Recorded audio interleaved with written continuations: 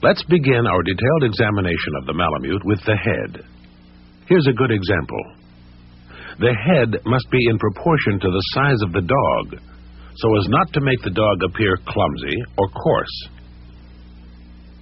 Overall, the head should indicate a high degree of intelligence.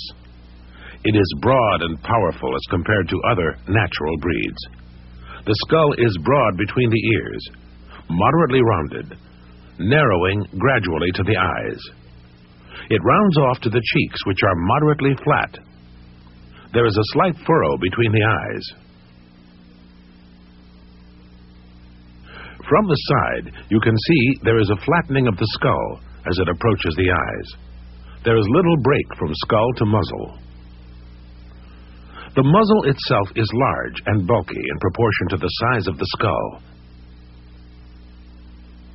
There is only a slight diminishing in width and depth from its junction with the skull to the nose. The nose is black, although a snow nose is often seen in winter. How would you evaluate this dog's head? The muzzle is narrow and snipy. This is a fault. And what about this dog? The head lacks the proper breadth and power.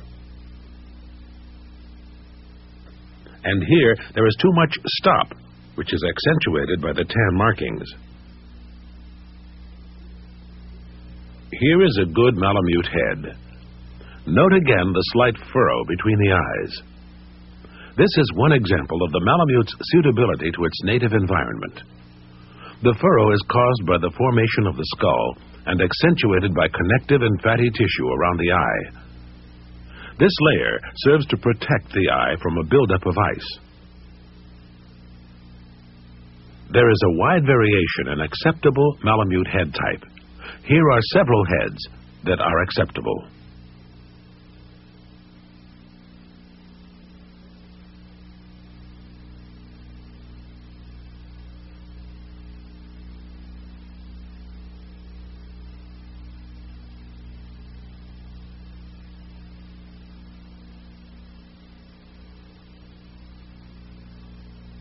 Lips are close-fitting.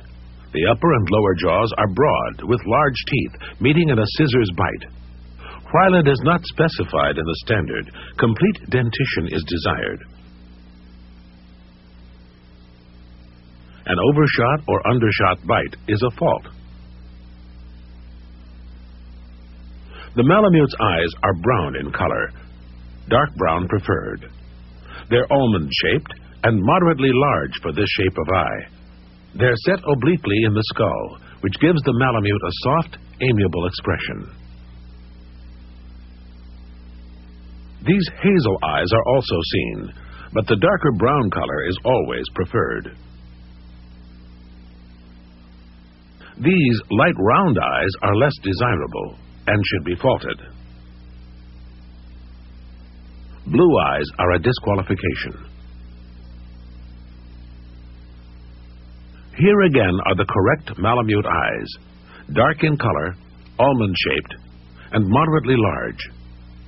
These are also correct Malamute ears. They're of medium size, but small in proportion to the head. See how the upper halves of the ears are triangular in shape and are slightly rounded at the tips. They're set wide apart on the outside back edges of the skull. The lower part of the ear joins the skull on a line with the upper corner of the eye. When the ears are erect like this, they have the appearance of standing off from the skull, as opposed to a vertical ear. The ears will point slightly forward, like these are, when they're erect, but may be folded against the skull when the dog is at work. You can see how the ears have thick, well-furred leather. These ears are too large and are set too low.